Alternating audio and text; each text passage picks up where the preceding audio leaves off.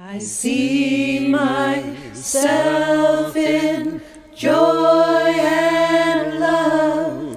I know myself, I am enough. I see myself in joy and love. I know myself, I am enough. I see myself in joy and love. I know myself, I am enough. I see myself in joy and love. I know myself, I am enough. I see myself in joy and love. I know myself, I am enough. I see myself in joy and love. I know myself, I am enough. I see myself in joy and love. I know myself, I am enough.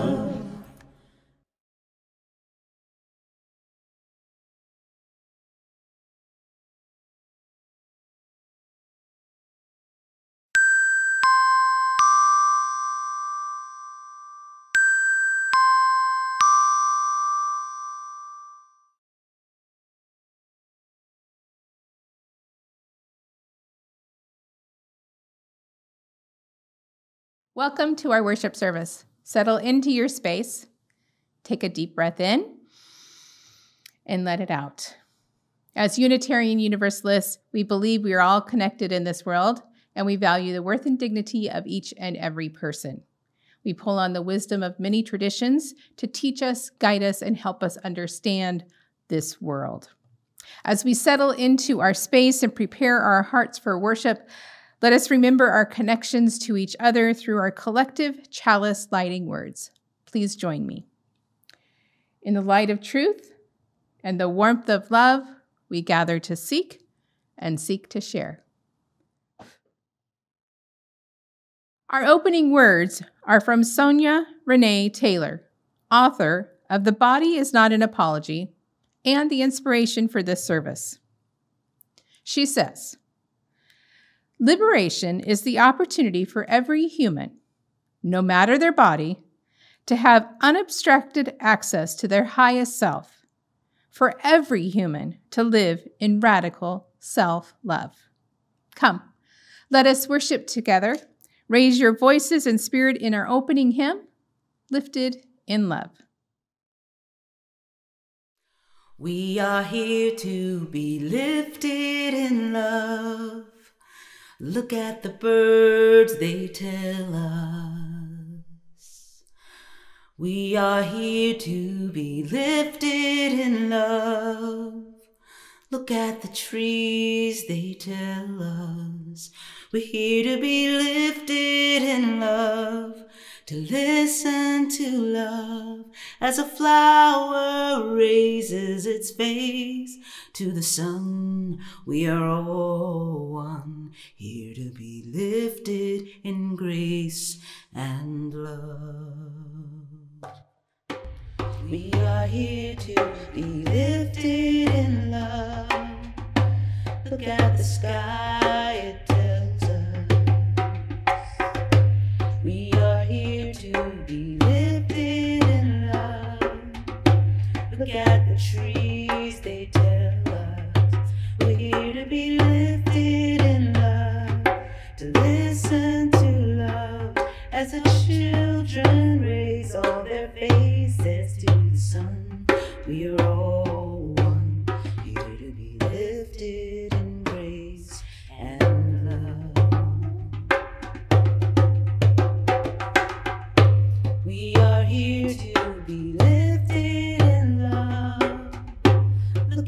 trees, they tell us we are here to be lifted in love.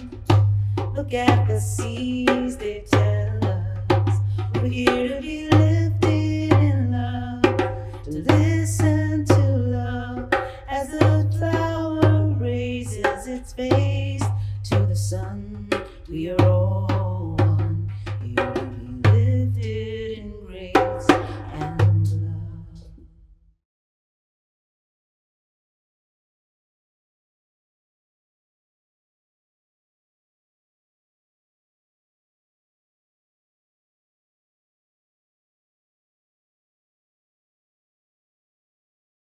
Our reading today is an excerpt from the book The Body is Not an Apology by Sonia Renee Taylor. The reading is titled, A World for All Bodies is a World for Our Bodies. Perhaps you have missed it thus far, but I have an agenda to which I am obnoxiously wedded. It is a simple agenda. I want to change the world by convincing you to love every facet of yourself, radically and unapologetically, even the parts you don't like. And through this work, illustrate for you how radical love alters our planet. Radical self-love is an internal process offering external transformation. How we show up to life reflects how we show up to ourselves. When we strip away the veneer of self-reliance and individualism and allow ourselves access to our most vulnerable truths, we can't help but be heartbeat present to the fact that our relationship with our bodies mirrors in tangible ways our relationship with our own body. Yes, we have been cutting and cruel and to ourselves and have watched our internalized shame spill over into how we parent and how we manage employees and how we show up to our friends and family. Yes, we believed that our bodies were too big, too dark, too pale, too scarred, too ugly. So we tucked, folded, and hid ourselves away and wondered why our lives look infinitesimally smaller than what we knew we were capable of. Yes, we have been less vibrant employees, less compassionate neighbors, less tolerant of the bodies of others, not because we are bad people, but because we are guilty of those counts against ourselves. Our lens to the outside world is an interior lens projecting our experience in our bodies into our external landscape. A shame-clouded interior lens can only project shame and judgment. Employing radical self-love ethos is like squirting Windex on our daily lives. Suddenly, we can see ourselves as employees or employers, as parents and friends, as neighbors and community members, as leaders and thinkers and doers, as humans, distinctly connected to other humans. Applying radical self-love to each facet of these roles and responsibilities alters the very fabric of humanity, ultimately creating a more just, equitable, and compassionate world. Taylor offers this radical reflection for us to contemplate. The least compassionate politician and the most rigid authority figure are demonstrating to us how they are with themselves. We can practice compassion for them while demanding accountability from them.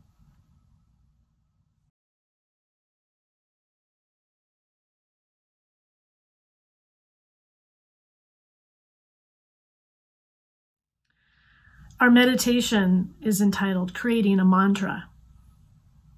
According to Sonia Renee Taylor, self-deprecation is valued as a sign of wit in today's culture. Comedians Louis C.K. and Amy Schumer have risen to great fame on the backs of their perceived flaws and inadequacies. Unfortunately, this brand of humor also makes it easier to make fun of others.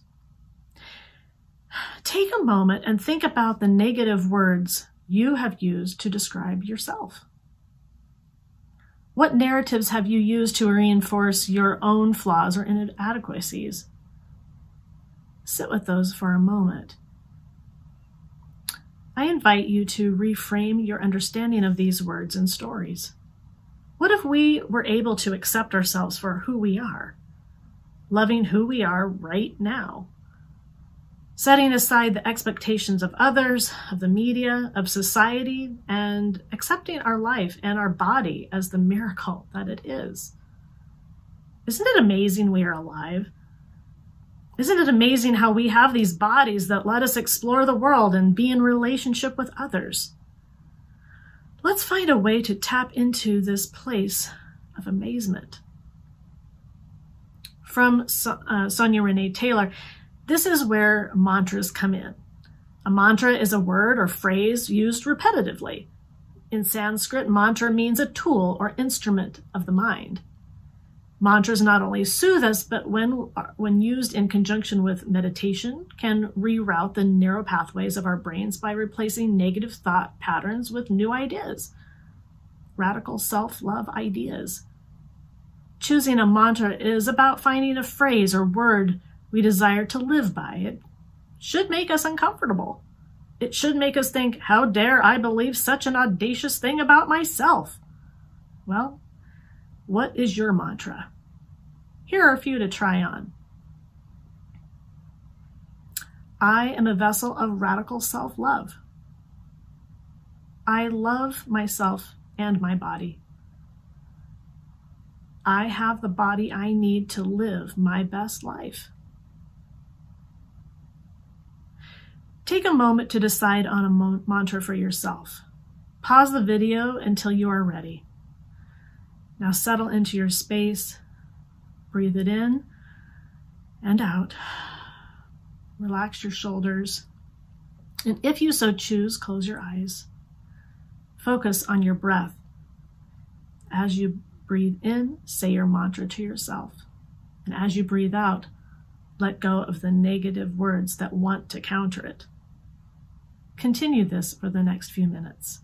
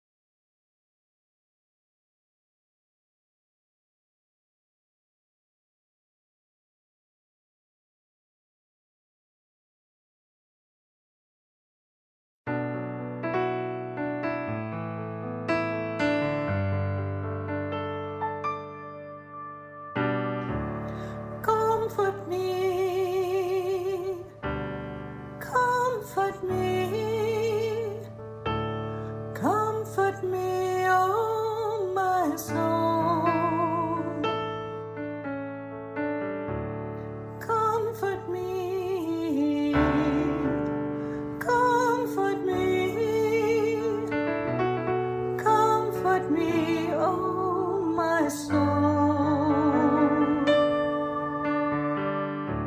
Sing with me, sing with me, sing with me, oh my soul. Sing with me,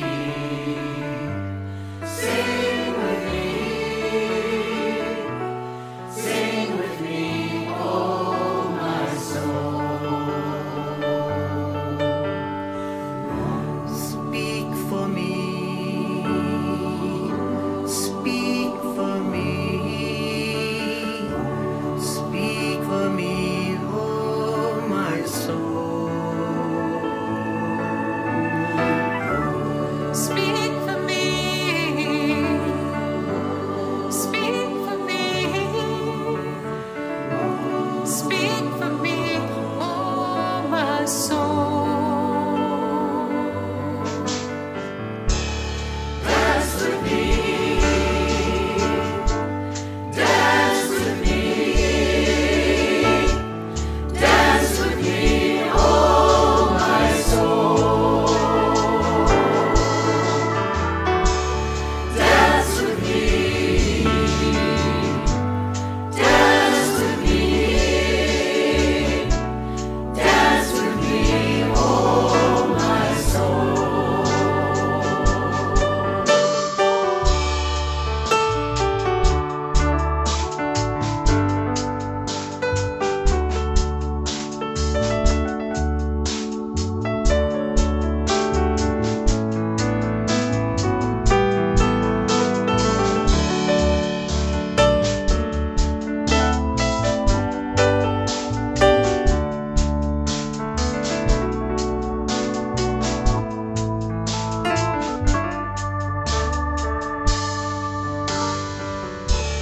Comfort me, comfort me, comfort me, oh my soul. Comfort me, comfort me, comfort me, oh my soul.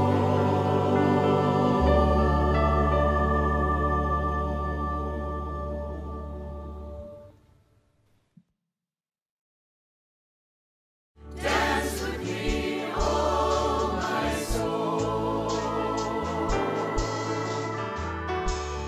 Dance with me, dance with me, dance with me, oh my soul.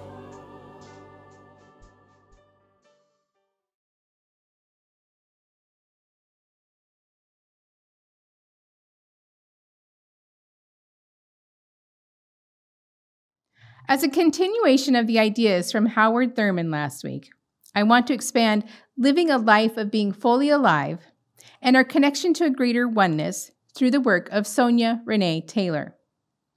Her premise is the reason we have so much hate, greed, fear, and oppression in the world is because we have bought into the messages society and culture have created about our bodies.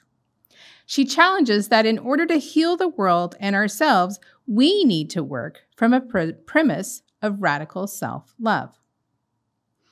In breaking down radical self-love, Taylor starts with the concept of self-love. She suggests we need to move beyond just acceptance of who we are to a larger understanding of the miracle and gift of our bodies. She reminds us that when we were babies and are born, that we don't hate our bodies. Instead, we are fascinated by our fingers, our toes, and celebrate all the milestones our bodies provide, such as eating, hugging, walking. Taylor encourages us to tap back into that spirit of truly loving who we are for the simple fact that we are with this body of ours for our whole lives, and therefore we should love it with the reverence it demands. This means acknowledging its limitations and accomplishments. We need to stop abusing our bodies just because they exist. Once we are able to make peace with our own body, then we are open to understanding each person's body in its own unique and special way, and that it's miraculous. Taylor suggests that this self-love must be radical because it challenges us to push ourselves beyond the norm, beyond the acceptable, beyond what we have created as comfortable through the narratives of self-harm. It is way, way easier for me to complain about the arthritis in my knees than it is to accept that my body is made the way it is and my knees are made the way they are. And the only way I can work through that is by loving them and taking care of them, by moving them and being cautious when they are stiff, not wishing that they were something else. Taylor suggests radical self-love is about the self because the self is part of the whole. And therefore, radical self-love is the foundation for radical human love. Once we can love ourselves, we can learn to love others as well as the rich diversity they bring into our world. She goes further to say racism, sexism, ableism, homo and transphobia, ageism, fat phobia are all algorithms created by human struggle to make peace with the body. A radical self-love world is a world free from the systems of oppression that make it difficult and sometimes deadly to live in our bodies. She invites us to understand each of us bring multiple dimensions of who we are into the world. She says, put plainly, none of us are monodimensional. We are not only men, fathers, people living with lupus, Asians, or seniors. Some of us are aging Asian fathers who are living with lupus. She continues, those varying identities impact each other in ways that are significantly different than if we were navigating them one at a time. Radical self-love demands that we see ourselves and others in the fullness of our complexities and intersections, and that we work to create space for those intersections. Taylor suggests we do this through what she calls the 3 pieces. 1, make peace with not understanding.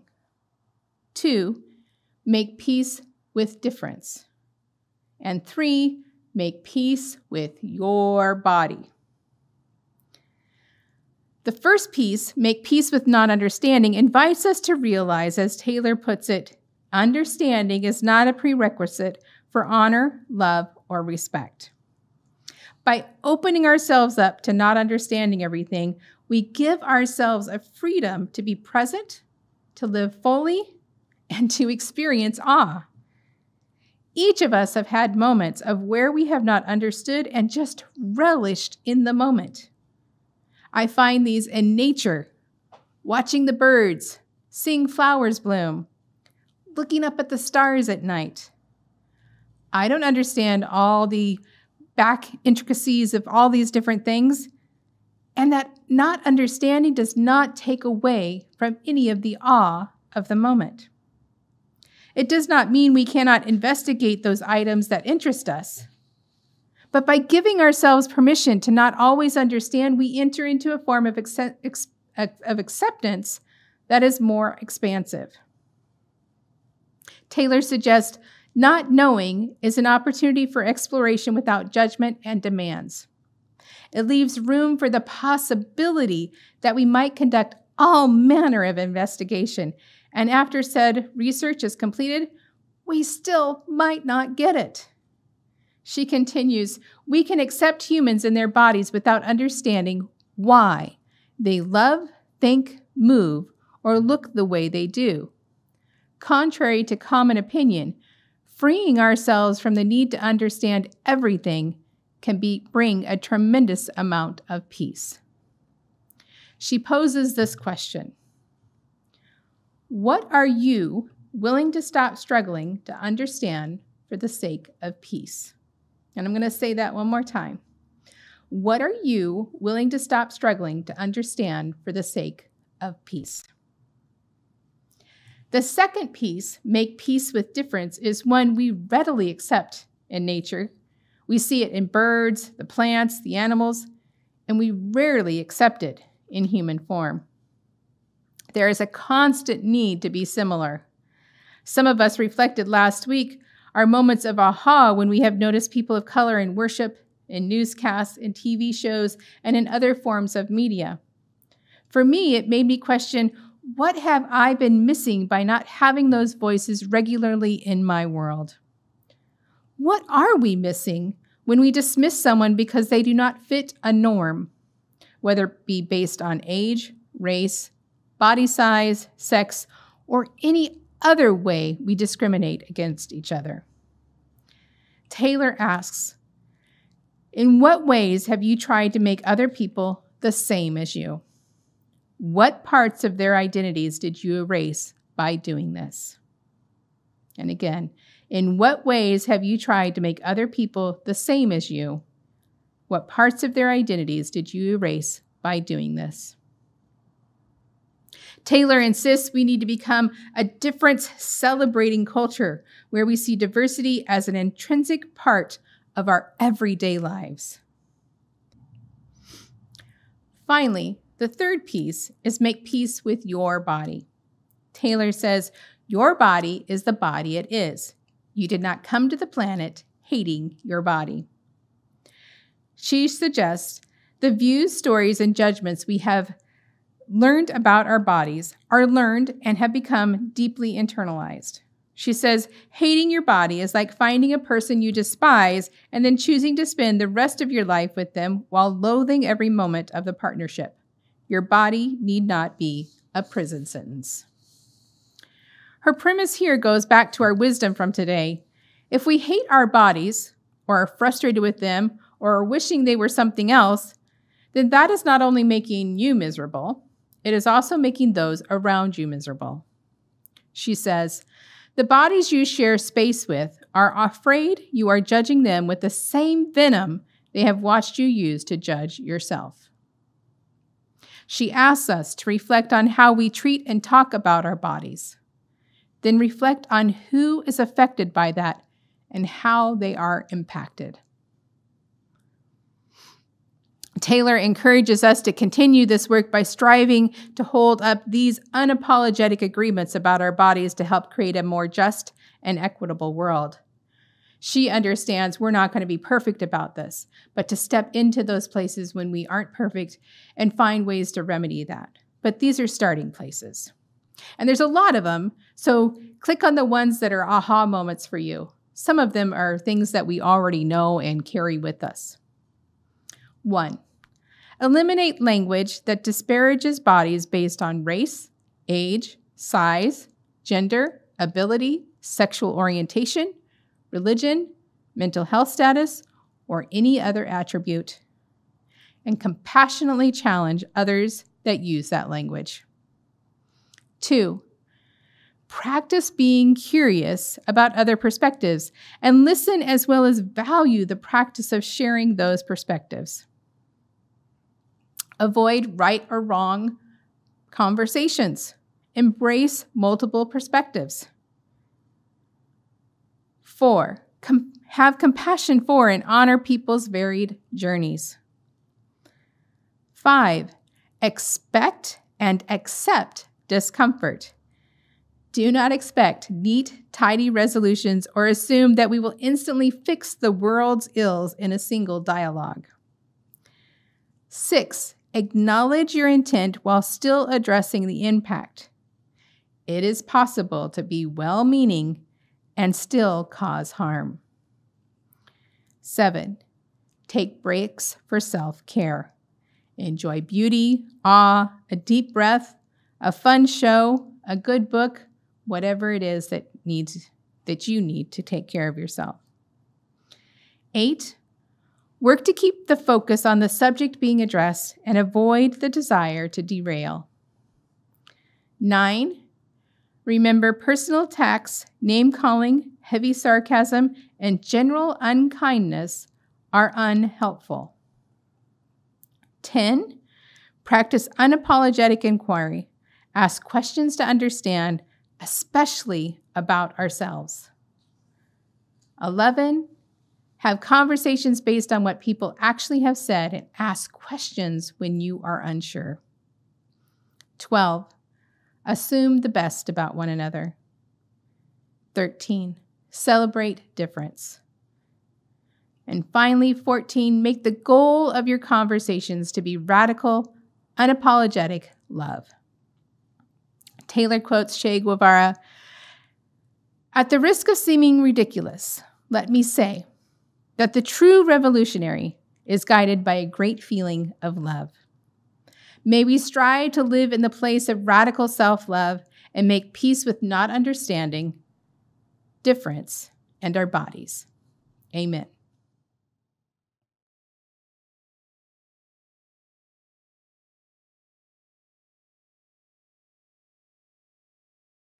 Let us pray. Spirit of love, may we learn to honor ourselves for the miracles we are. May this heal the harm and pain each of us have suffered from negative words, thoughts, or stories. May this healing inspire us to honor and love those around us, or at least love the miracle they are. Give us the ability to start seeing each person as a fellow human in their own unique beauty. Remind us this work starts with us, and by healing ourselves, we start to heal the world. Keep calling us into the spirit of love. Keep luring us to live our fullest lives. Amen. Please raise your spirit and voice for our closing hymn, "There is More Love Somewhere."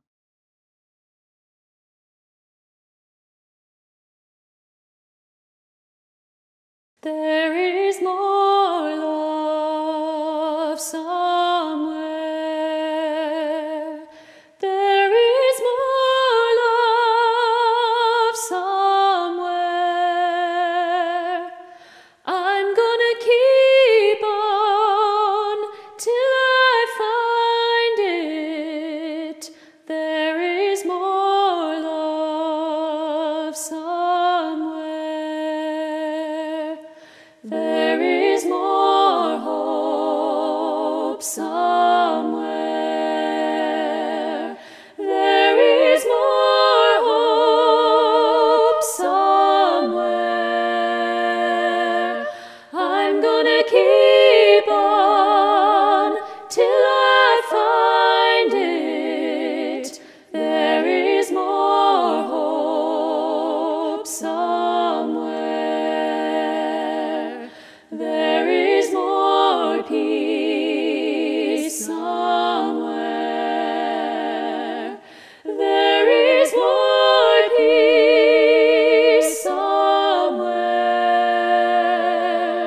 I'm gonna keep on till I find it.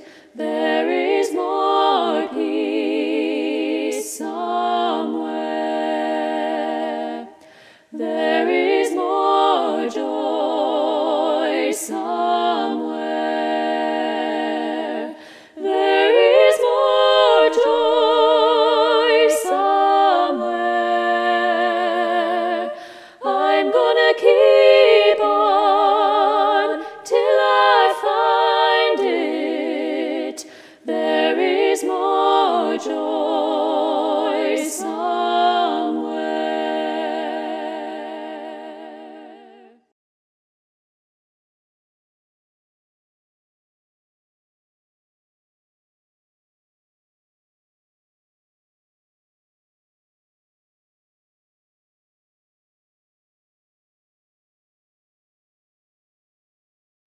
Embrace you for you.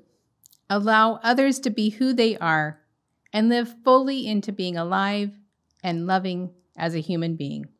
Love be with you. Please join in our collective chalice extinguishing words.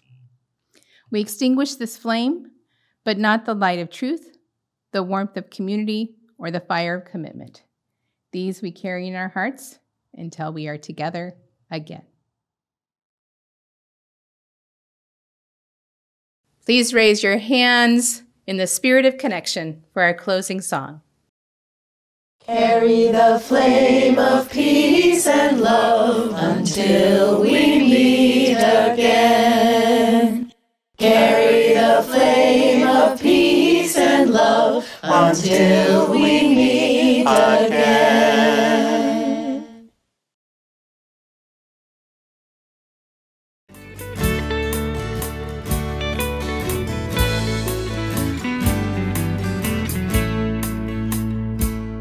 They have peace like a river, it flows. Their waters have nurtured my soul with compassion so kind that it healed up my mind and brought my spirit and life around home. I've been given it all. Now it's my turn to shine. That light at the end of the line. I have a plan to put out my hand and offer my treasures and talents and time. With the faith, hope, and love that is mine. They said they were sisters, 3 disparate resistors. They call themselves faith, hope, and love. We're here to enlighten you, not to frighten, to lighten your burdens, lessen your hurting, and remind you that you are loved by all of us up here above. Now I'm happy living the life I've been given by faith,